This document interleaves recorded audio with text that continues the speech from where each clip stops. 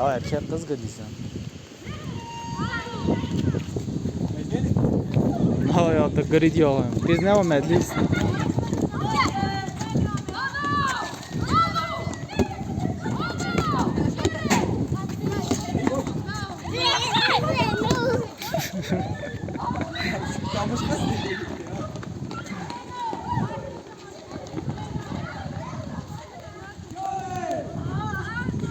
Abi Kemal ben darın çekir ya.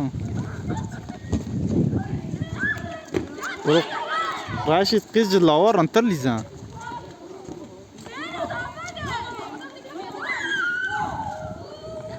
Evet sayın seyirciler.